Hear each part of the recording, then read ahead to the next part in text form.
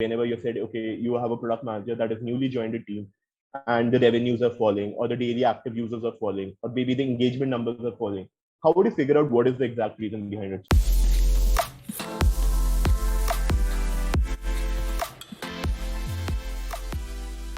Hello, everyone, and welcome back to another podcast powered by GrowJunction. I'm Rituparna Bhaumik, the host for the day, and we have with us Suvigya Nijhawan, the product manager at Samsung. So let's hear from the man himself. Hi, Suvigya, how are you? Hey Ritu, thanks for having me here. I'm great. How are you doing? I'm doing great. So yeah, how's life after COVID? Life after COVID is full of, I'll say, crests and troughs. Initially, it was like cool that we can work from home and we can set our own timings. But now it has become more at living at work rather than working at home because the work hours have got extended. But still, it's good. It's going good and able to work on a lot many things. Okay, great. So can we have a small intro about you? Sure. So, hey guys, so begin this side. So I graduated from Delhi Technological University as a computer engineer back in 2018. Since then, I've been working at Samsung. Initially, I joined as a software engineer, and I was working close to 1.5 years as a software developer there. Before I made my dream switch to product management. So my switch to product management is kind of I'll not say a funny story, but kind of a peculiar story. So what happened was when I was in the team as a software developer, I was working on a project that really needed a product manager, but our team didn't have the budget for it. So I kind of put my hand up and said, can I do it part time along with my day-to-day work with my manager? And he was more than happy to take it. And things went well. And finally, the head of product management at our org, I was able to have a word and then asked if I could do it in a more formal way. He was more than happy to take me in, and there was some certain round of internal discussions and interviews that happened before I eventually got into product management.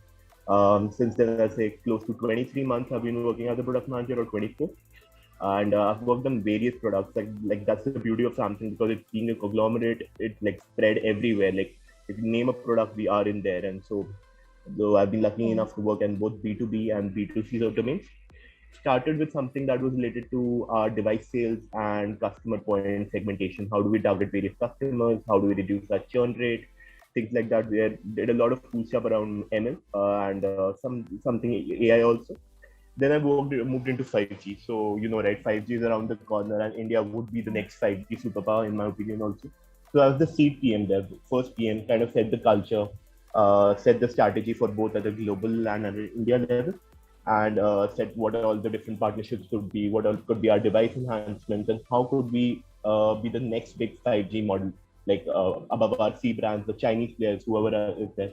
And also they thought of some new solutions around video broadcasting that could be done via 5G and our Galaxy cameras. After that, after setting the culture, then I moved to my the current project that I'm working on. That's Samsung Ads. These are the ads that you currently see on your TV in between all the, I'll say, all the native apps, something like TV Plus or other apps that Samsung ads are powered. It could be both pre-roll or mid-roll or post-roll. It's something in-stream video ads that we call it. So there I've been working from the SSP side or the supply side. How could be our inventory be the best and we could monetize it well? The fail rates are good, so on and so forth. Similarly, doing the same work on the mobile side as well, where we had our own mobile inventories, native apps, working there.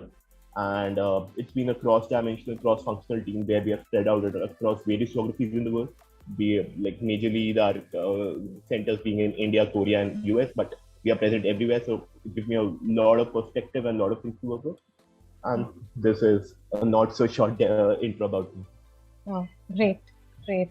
Okay, so I was just going through your profile, right, and got to know that you even spoke at the International Product Conference, right? So would you share some experience? Yes, this has been the beauty of COVID. If not for COVID, I don't think I would be able to travel. That was a Russian Belarusian conference. Okay. So, as you know, right, current, it would not have been possible to travel or something.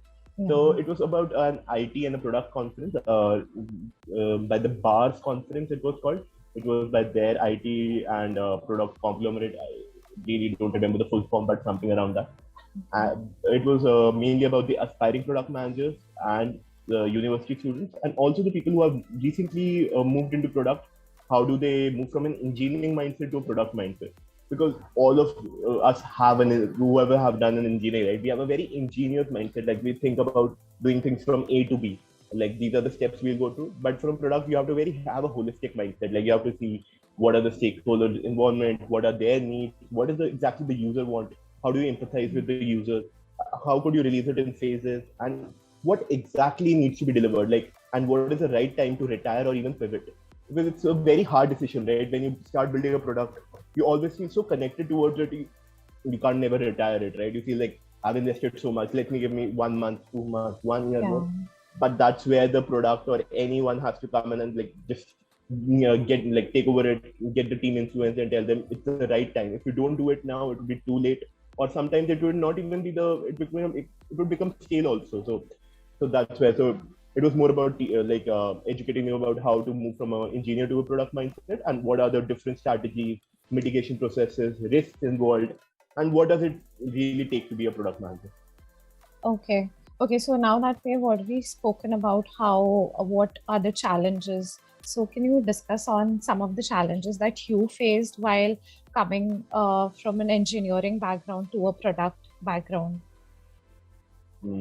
That's a really interesting question. So I'll say one of the basic challenges is, right, having a very one-dimensional focus when you come from engineer, right? So for engineering, what used to happen, it could not be true for everyone, but I'll tell my own story.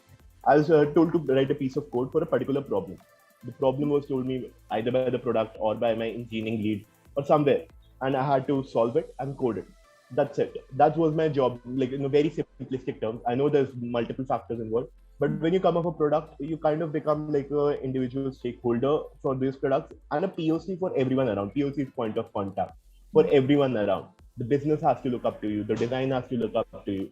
The engineering team has to look up to you, and also the C-suite management people, the CTO, CEO, everyone looks up at you and looks for a direction and where do you take it. So there you have to balance everyone's need, and stakeholder management is a major part, because in engineering you are just involved in a very not say like a bubble, but you have a small sphere of yourself. Like you're very enclosed in that and kind of protected also. Product, you are kind of thrown in the wild and you are your own thing. Like in sometimes even your manager can't even help you, like because you have been defining the strategy, you have been working with so long, you have to get everything aligned. And then it's a joke in our community, if all goes well, everyone gets the credit. If anything goes bad, product manager is scrutinized. So you have to be ready for it. You have to be ready for it, and you have to be ready to take all the brunt. With that comes a lot of visibility. You have to enjoy that as well. Right. Okay. So if like it has been 4 years, right, that you're into this role. So what were the kind of questions that you had faced during your interviews into this role? If you could share some. Sure. So in product management, it has been roughly 23, 24 before it was engineering. So, but when I made an internal switch and I was like scrutinized by various product managers, ranging from a PM1 to the head, senior director of product management, and they had their own set of questions. But one set of common theme questions were about product design, and it was all about like, what is your favorite app? And if we give you unlimited resources and you had to improve that app, how would you do that? So back in the day, it was I think it was 2020 when I was making the switch. My favorite, and still it is, Instagram. So I was more about how could I improve Instagram, because that time there were no disappearing messages, right? Or one-time messages that was there in Snapchat, because I also use Snapchat. So I really loved that feature because there was no paper trail. I can like really like something and it could all be history after that and nobody knows about it. And so this was one. Second is that the problem that is still relevant is about hate speech and racism, bullying, that is still there on Instagram or any other social media platform, and every, I'll say, organization is kind of struggling with it, and it's such a main issue. And if you guys have been following the Euros, like the football Euros, it became a massive issue in the Euro 2020 also during the finals. So that was one of the things that I talked about. Second theme of questions were around root cause analysis. That is also a very common theme, that whenever you said, okay, you have a product manager that is newly joined a team and the revenues are falling, or the daily active users are falling, or maybe the engagement numbers are falling, how would you figure out what is the exact reason behind it? So I was asked about Swiggy merchant business, that less number of merchants are getting on board with Swiggy. What do you think would be your strategy? So I had to ask the right set of questions and then boil down to, okay, this could be the problem. And then the interviewer would tell me, okay, Did he really follow the right way? Was it just a fluke? Or did I miss some essential questions that need to be asked? You figure out what it is. Third set of questions is about guesstimates. Like I think you guys would have also seen. So if you have to just see the scalability numbers. So currently, Samsung, I think would be having a good 25-30% market share of mobile phones in India. So how would you want to scale it up to 40-50%? And what is the number there? What would be required? And things around that, like various strategies that you've built. Fourth is about the strategy questions, like how do you build a roadmap and how do you segregate yourself in phases? Because you can't release everything into an MVP, right? You have to start with an MVP, do some alpha beta customer research. But how do you phase it out? Like, do you have like a product thinking in place? It's not about knowing the frameworks that are there, right? Like the RISE framework, Star. I don't know if they're like plethora of them, but just be following I'll say a dedicated channel and also incremental. So it's just like building a motorcycle, right? Whenever anyone would have built a motorcycle, first he would have built maybe a single tire motion. How would a tire work? And then you would have made, okay, if I connect two tires, and how do they work in conjunction, and what would be the synchronization between them? If I add a handle to it, and if we have to manually pedal it, how would be the balance there? How would we steer? And then if you have to make a motorcycle, adding the engine, adding the silencer, and there are like multiple phases to it. So how do you go about it? So Okay. that's it. Okay, great. I am sure that students who are aspiring to get into this role will definitely be benefiting from these set of answers. Okay, so like, what do you think, according to you, is the most important skill set which is supposed to be there in an individual if he's sitting for these kind of roles? I'll say the number one thing that I also lack is patience. So sometimes we are too eager to jump the gun, right? So understanding the problem here becomes very key in a product manager role, and having user empathy. Solutioning is a thing that everyone can do, right? If you have a problem, even if you ask your maybe colleagues, parents, friends who are not in the product background, they would be also be able to give some kind of solution to it, because that's what as a human mindset about it. But understanding the problem here is extremely key. What is required and what exactly are the user needs you are solving? It's not always that you have to solve every user need, and it's not always that you can't solve every user need, but there has to be a phase structure to it. And if you're solving it, are you the niche player in that market? How do you establish yourself? Like, given a very simple problem, like I'll say Samsung is one of the best in the camera phone market, right? I'll say Samsung or Apple. That's like one of the two players that keep on like tussling around who has the best camera. You have to remain at that level. We have developed a niche. We have like some loyal members. How do you continue on that? Their retention becomes the key. But say Samsung becomes fancy and say, okay, I really want to get into something new, maybe apparel business. Giving a very hypothetical example. There it would be, how do you rather than retention, acquire new customers? What would be your USP? How do you get in and the customers like you? Because we as customers or basically humans have set biases in our mind. If I say, okay, you have to buy shoes, you will immediately say, okay, let's buy Nike or Adidas. You never think about some new players. Maybe I'll say something. Lee Cooper is also a good brand, but it will not come to you directly because you're so attached to those brands and it's creating. Right. So how do you move that bias and get in? Something what Boat has done in earphones market, right? Okay. Before, like moving the big players like JBL and Bose and whoever and getting in there, commendable job. So retention, acquisition, and then it's growth. How do you move to the next phase? For example, Samsung Pay, right? Samsung Pay is something where you can make UPI payments, card payments, and multiple other things. But let's say we want to get into the lending business. So there would be the growth strategy. How do you implement your growth strategy and get in there?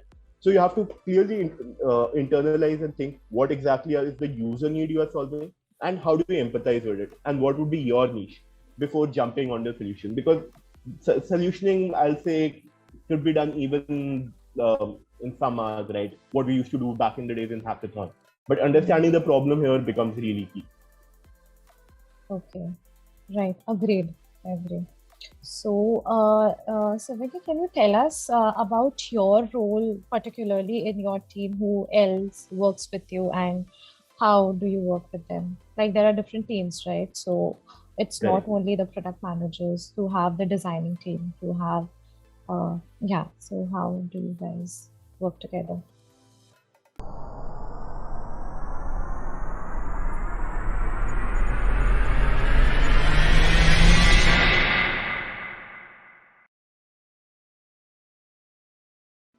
Sure. So my team is kind of very say segregated and also kind of consolidated also in a way. So I work for ads, right? It's primarily, I'll say, something business facing.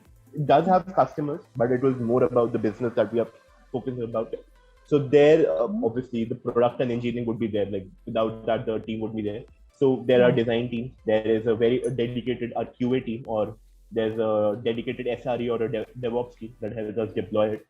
Then Mhm. there we have our sales and our marketing team that tells us what is the customer projections and also which new partners to bring in, what are the existing partners' needs and requirements, how do we fulfill them. That is there. Then we have a project management team or our Scrum Master team that helps us organize our sprints, get everything in place, how do we release it, and so on and so forth. Then there's a program management team that basically works on the strategy and the next big thing that is going to happen, the next set of roadmaps. Because currently we are in the first half of the year, right? They're already Mhm. working on the second half. They're making plans for it, and so on and so forth. Then there obviously is the senior management that overlooks all of them. Am I forgetting something? I think I've already mentioned marketing. So there is a PMM that comes under that. That's product marketing. That's very Right. specific to that. Yes, this would be there. So it's a very cross-dimensional, cross-functional team, and it's fun to work with them. Right. Cool. So, what is the most exciting part about your job role, which you like the most? You like working the most on? So what I really love about is the visibility you get, right? Product manager has a seat at every meeting table. Sometimes it gets exhausting also because when you look at your calendar every day and you have like 10 meeting invites and you feel like, okay, when will I do my actual work? But it's Hmm. also fun in a way then you can understand the problem from various angles. Like what exactly is the sales team requirement? Okay, what is engineering thinking about it? What do you think would be the design concerns? And if all is released, what could be a QA point of view around it? Why should we release it now? And what is the real bug that is kind of concerning them or something like that? So Hmm. visibility is really cool. Second is Okay. about the satisfaction factor that comes with it. Because with product, you see the journey from like the 0th level to the nth level, or you can call it from a pre-seed stage to the go-to-market stage. And you figure out Hmm. you are part of every phase, like pre-seed when you're discussing with the senior stakeholders why we should do it, what should be the plan, and seed when you like assemble the team around it and get everyone on board with the idea. And Hmm. then the development phase happens when the engineering is involved, the design is involved, the SRE is involved in it. And post would be the go-to marketing where you're involved with the sales and marketing. How do you make a press release and public release about it and things like that? So you're involved in every stage. So you know how the product has been functioning, what is the thing. So it gives you a very satisfying feeling at the end of the day when you release it. Okay, this was kind of my baby and it has now become an adult about it. That's really cool. Okay. Okay, so one last question we have is there are many people who will be watching this podcast who are already aspiring to get into this role, right? So, any suggestions for them? So, hmm, hmm. So one thing that anyone and everyone can do about it is that I did back in the days, like uh, involve yourself in a lot of hackathons. That's really fun because there you will get a problem, think about as a product that you have to release, and there Mhm. you're also given the liberty of having unlimited resources and you can design anything, even though like for a simple thing you're building a time machine, nobody would stop you. So it gives you a lot of Mm. exposure, and then you learn to collaborate as well, right? In group projects and things like that, you have get a lot of time, but in hackathons it's a time limited environment. Like you have to do it in 72 hours, 48 hours, so on and so forth. So or any business case studies that these schools have, that is really fun. That will give you a product thinking ingrained in you rather than just watching the theoretical stuff or watching videos. This will get into an implementation. So that you can do. The second is all the people who are already into engineering and have to make the switch. Don't think about the opportunity, how I can directly get into product. That may be sometimes be challenging. I'm not saying that could not be a way, but that could be challenging because convincing the right stakeholders, the management that you have to make a switch, sometimes may not be that easy. But what you can do is on any project that you're working, right? Be it from maybe network level or camera, maybe basic SaaS, payment, everything is a product in its own way. Just think of the feature that you are working as an engineer. If you were the product manager, what would you do about it? Just make a small deck about it. Even though I know the first draft is something that you may also not like, it's no harm in that. But what you will do is you will kind of consolidate your own thoughts and put it on paper. Because whatever is in your mind, if it's not on paper, right, there's no proof and you can't explain it to anyone. Like for product managers, there's a joke again that you guys just make PPTs and documents, and engineering does all the hard work. But that is the essence of it, right? If you don't have a direction and you don't have a plan, what will the engineering do about it? So whatever you do, just make a small deck and then just randomly present it to your manager or your peers and get feedback from them. Even though they are not from product environment, but they are the users, right? Or they know about the product. And this way you can keep on polishing it. And when you see, okay, there, it is up to a certain level, discuss with your own team's product manager and show it that I think this could be the enhancement to my product, or I think I've made a small study about it. And I can trust me on that. Nobody would discourage you on that. And they will feel very excited, or they will encourage you only, okay, the engineering team is also contributing. They're also thinking about how can they, and maybe they can implement it and things go well. You can start working them very closely and then finally get into product management. And this could be a very organic way rather than just switching or maybe taking a direct switch from engineering to product management. Sometimes could be challenging. This give you a stage way and a phased manner to go about things. So these were the two ways this helped me personally, because hackathons and making decks about it. So I feel others could also benefit from it. Yeah. Thank you. Thank you so much, Suvigya, for sharing your knowledge and insights on product management. It was definitely very enriching, very insightful, and people will definitely benefit a lot from this podcast. So yeah, again, GrowJunction is honored to have you today. And also, thank you for taking out time on a Sunday afternoon and doing this podcast. And we definitely look forward to seeing you in person. Sure. Thank you so much, GrowJunction, for this opportunity. And I'd like to wish everyone who's watching this all the best and have a wonderful product journey ahead. Yeah. Thank you so much.